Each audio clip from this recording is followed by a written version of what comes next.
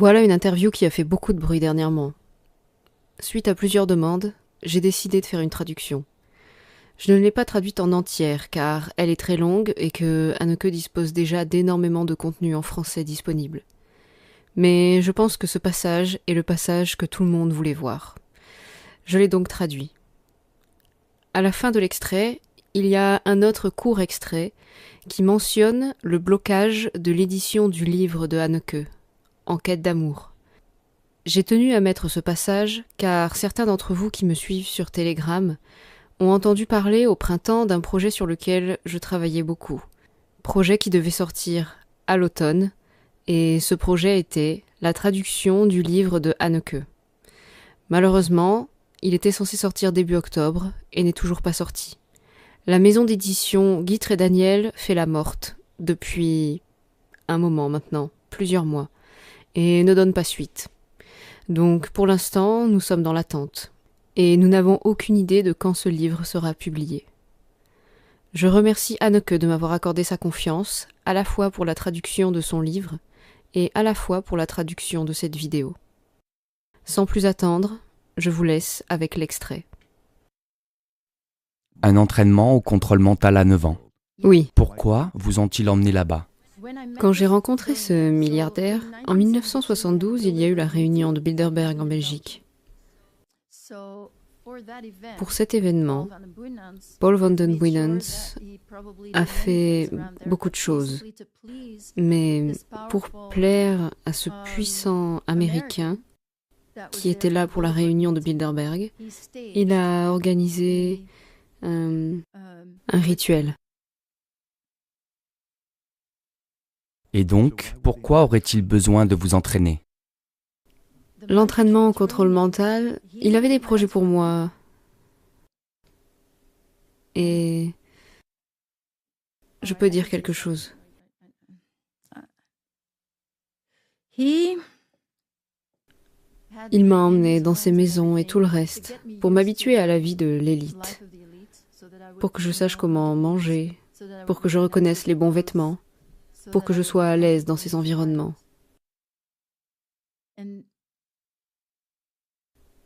Parallèlement, nous sommes allés sur l'une des îles de la côte nord-est des États-Unis et nous y avons rencontré un Rothschild. Un Rothschild? Un Rothschild, oui. Et c'est de lui dont vous parlez?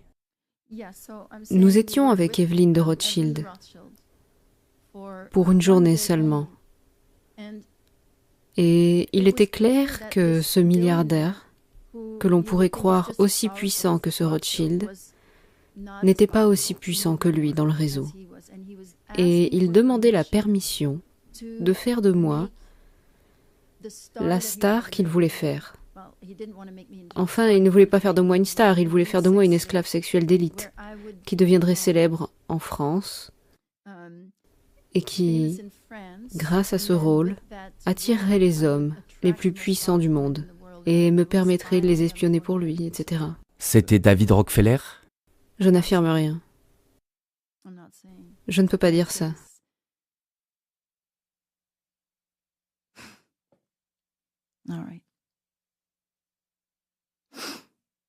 La seule raison pour laquelle je dis ça, c'est que j'ai sorti la liste des participants de 2012 et j'ai passé en revue tous les invités de la droite américaine présents à la réunion du Bilderberg. Rob, si vous descendez un peu plus bas et que vous zoomez, sélectionnez US. Oui, juste là, vous verrez les noms. Accordez-moi une minute.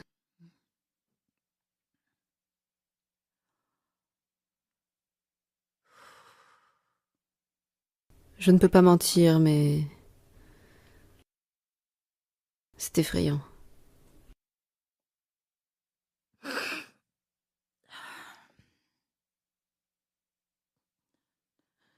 Yeah, might as well.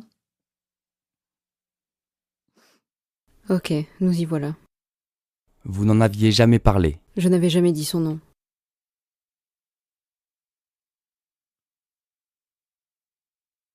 Vous savez, vous entendez ces histoires et vous vous dites que ce n'est pas possible, que ces gens soient capables de faire quelque chose comme ça. À quel moment avez-vous su que c'était lui? Quand il est mort. En 2017 ? Oui, Vous ne l'avez donc su qu'en 2017 ? je savais beaucoup de choses, mais je ne savais pas que c'était lui.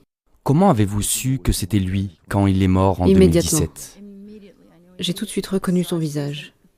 J'ai vu son visage et puis immédiatement beaucoup d'autres souvenirs sont revenus avec lui. Combien de temps avez-vous passé avec lui ? J'ai passé beaucoup de temps avec lui au début. De 72 à 73, c'était la formation. J'ai donc passé pas mal de temps avec lui aux États-Unis, au cours du mois de juillet 1972. J'ai passé du temps dans sa propriété à Westchester, dans sa maison de New York et dans sa maison dans le Maine. Sur le chemin du Maine, à bord de son voilier, nous nous sommes arrêtés chez Rothschild, qui devait donner son accord pour le personnage qu'il voulait faire de moi. Rothschild m'a ensuite invité à entrer dans la famille.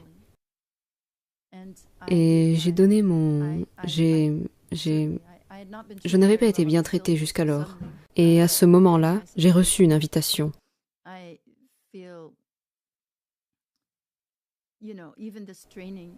Bien qu'il y ait eu beaucoup de formations sexuelles dans cette éducation avec Rockefeller, j'étais séduite car j'étais soudainement très bien traitée.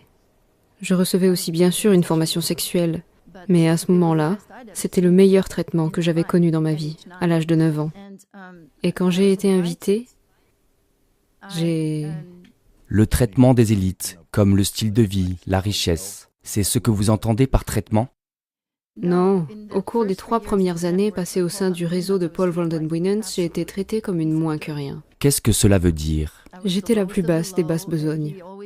Vandenbuyens m'a toujours traitée comme s'il était embêté, comme si je ne valais pas la peine d'une seconde de son attention, comme un caillou dans sa chaussure ou quelque chose comme ça, et qu'il n'avait pas envie d'enlever.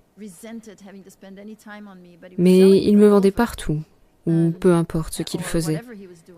Il m'utilisait pour faire chanter des gens qui étaient censés être nouveaux dans le réseau, ou il me donnait à des aristocrates dépravés. Mais la plupart du temps, j'étais traitée comme de la merde, comme si je n'avais aucune valeur. Paul a lui-même abusé de vous sexuellement ou pas ? Il m'a battue, mais il ne m'a pas abusée sexuellement. Il était extrêmement sadique. Il n'a donc pas abusé de moi sexuellement, mais il a abusé d'autres enfants.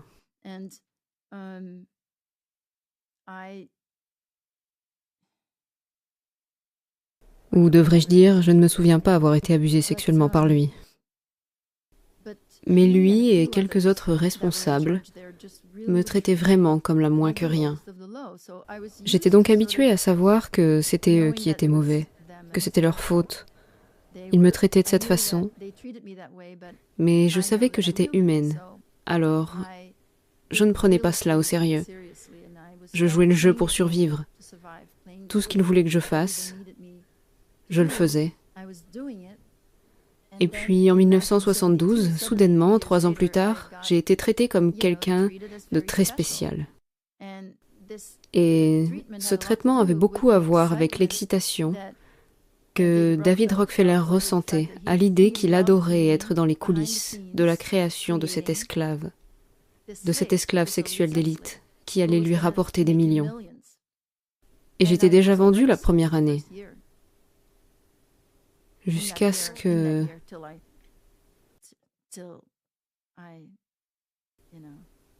J'avais donné mon consentement au Rothschild. Et il m'a demandé spécifiquement: ferais-tu partie de la famille ? Et j'ai dit oui. Et il m'a demandé de prouver ma volonté. Et 1 an plus tard, je n'ai pas donné mon consentement. C'est pour ça que je suis là. Pourquoi Rockefeller ferait-il ça s'il avait des milliards à l'époque ? C'est une famille très puissante. C'était un pédophile avant tout. Et ses familles...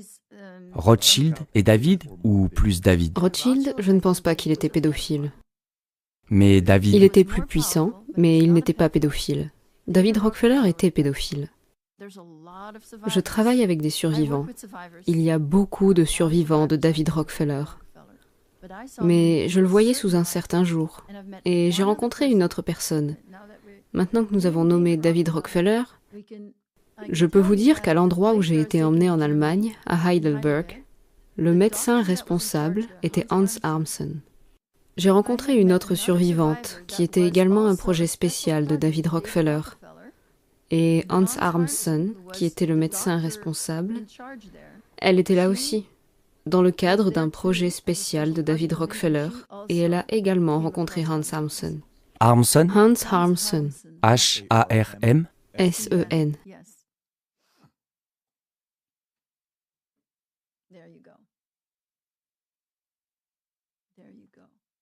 Et qui était-il? Il était, je pense, qu'il était responsable du projet spécial de David Rockefeller pour l'entraînement au contrôle mental.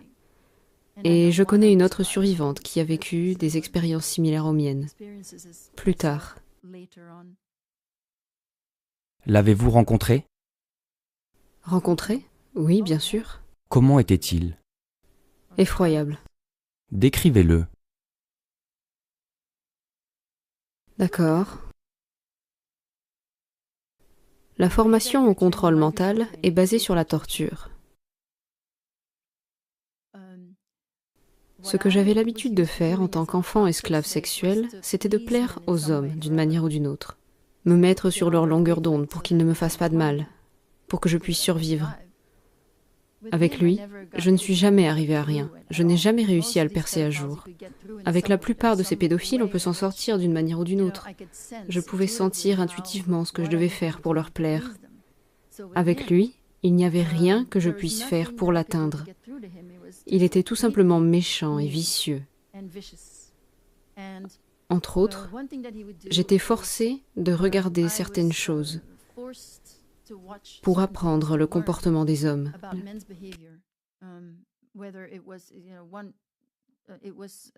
Qu'il s'agisse de leurs faiblesses, de leurs préférences sexuelles ou leur Désir sexuel? Perversion. Leur perversion sexuelle. Nous ne parlons pas de sexualité normale. Nous parlons de perversion sexuelle. Je devais les reconnaître. C'est ainsi que j'ai été forcée de regarder des films. D'abord, je voyais juste le visage de l'homme. Et ensuite, je le voyais pendant l'acte. Après cela, je devais deviner ce qu'un autre homme ferait en se basant sur son visage. Et si je me trompais, il m'étranglait jusqu'à ce que je m'évanouisse. Lui? Oui, lui. Il aimait m'étrangler. Et dans ces évanouissements,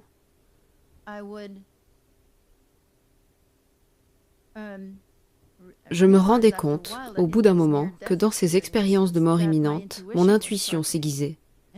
C'était donc une punition pour ne pas avoir donné la bonne réponse, mais cela faisait aussi partie de l'entraînement, pour pouvoir devenir plus intuitive et sentir les choses sans avoir à utiliser la raison. L'une des choses qu'il faisait, c'était de m'étrangler. Mais d'abord, il disait « Qu'est-ce que ça veut dire ?» Et il pointait du doigt son propre visage, puis il m'étranglait. Pour moi, son visage signifie que je vais être asphyxiée. En tout cas, c'était le cas. C'est ainsi que fonctionne la programmation. Lorsque j'ai découvert sa photo, j'ai eu l'impression de mourir. Cela m'a pris beaucoup de temps. J'ai fait beaucoup de yoga et de méditation. Et j'ai dû vraiment respirer, vraiment juste travailler sur cette programmation, selon laquelle voir son visage signifiait que j'allais mourir d'étranglement, que j'allais être asphyxiée. Il voulait que vous le sachiez? C'est ainsi que la programmation fonctionne dans le réseau. Vous le savez, et votre corps réagit. Et c'est aussi un moyen de vous emmener d'un compartiment mental à un autre, là où ils ont besoin que vous alliez. Donc, tel message signifie telle chose. À Heidelberg, il n'était pas là tout le temps. La plupart du temps, il y avait 3 hommes de main qui faisaient ça. Si vous revenez là-dessus, Rob, il est dit ici qu'il était un bureaucrate dans l'Allemagne nazie. Il était responsable de la stérilisation eugénique pratiquée sur les handicapés.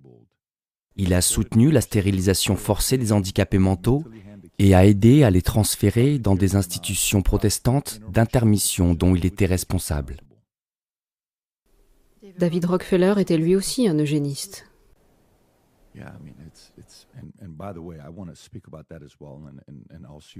Je veux parler de ça et aussi de votre livre.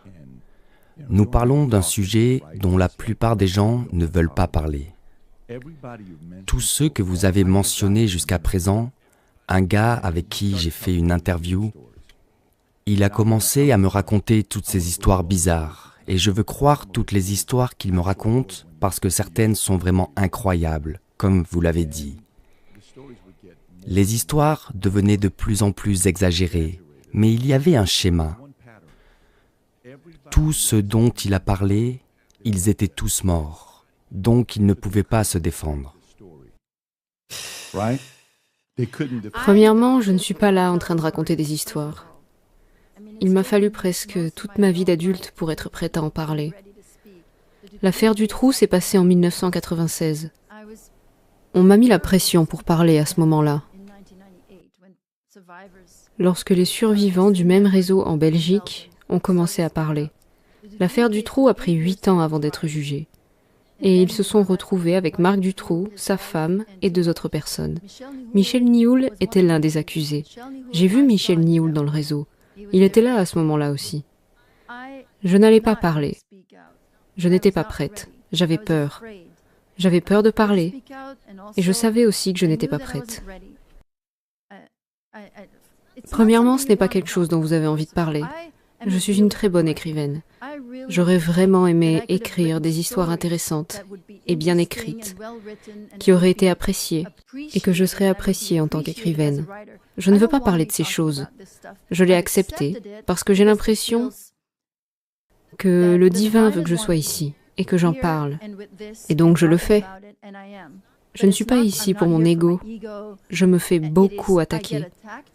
Je dois faire face à beaucoup de choses. Je dois faire face à beaucoup d'incompréhensions, mais aussi à des attaques. Mon livre devait sortir en France il y a plus d'1 mois et il a été bloqué. Cette traduction de mon livre a été bloquée. Je n'ai plus du tout de nouvelles de l'éditeur. Je sais qu'il a reçu au moins un mail qui visait à me discréditer. Et on a probablement reçu beaucoup d'autres maintenant. Mais de toute façon, il se passe tout le temps des choses pour m'empêcher de m'exprimer. Je dois toujours faire attention à ce que je dis.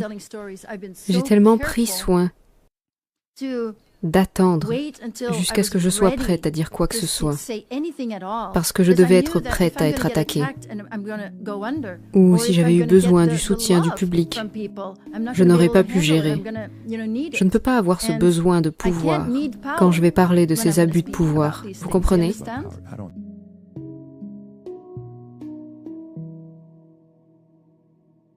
Si vous souhaitez soutenir mon travail pour me permettre de vous offrir un contenu toujours plus qualitatif, n'hésitez pas à vous abonner, partager, rediffuser cette vidéo et à me soutenir sur Tipeee ou Libérapay. Car l'intégralité de mes contenus est et restera gratuit. Votre contribution est donc primordiale. N'hésitez pas non plus à visiter mon site jeannetraduction.fr pour y consulter l'intégralité de mes vidéos triées par thème. Vous pouvez lui apporter de la visibilité en le partageant sur vos réseaux. Merci à tous et à très bientôt.